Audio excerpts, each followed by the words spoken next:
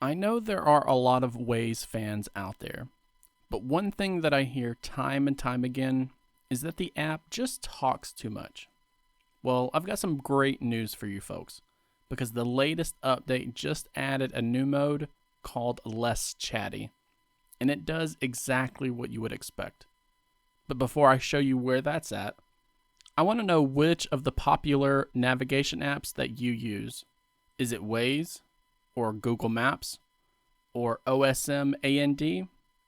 Whatever it is, let us know down in the comment section below. To find this new Less Chatty feature, we first need to launch into the Waze application.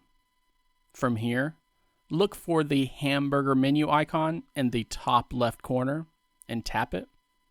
And then we're going to dive into the settings area. And you're going to want to look for the voice and sound menu, because once you tap into here, assuming that you have the latest version of Waze installed, you're going to see the spoken directions section. And by default, this will be set to normal, but we can change this to less chatty with a single tap. You could also choose to switch this over to the only alerts option, or even just turn it off completely.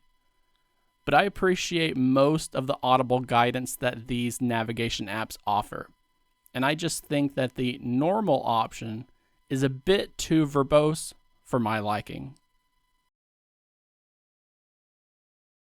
With the normal speaking mode enabled in Waze, the application will often repeat instructions multiple times as you approach the turn or the exit.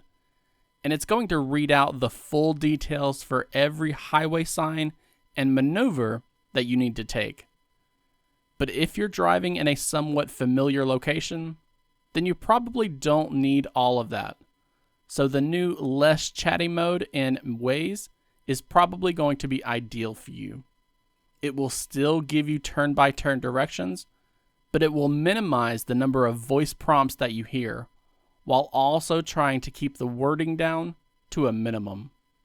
The alerts-only mode in Waze is also a good choice, since you won't be getting any turn-by-turn guidance along the way. Instead, you'll only have your music or podcast interrupted when the app wants to warn you about something, such as proximity to the police or a crash that has happened nearby. This new small but useful feature is something that I know many people will enjoy.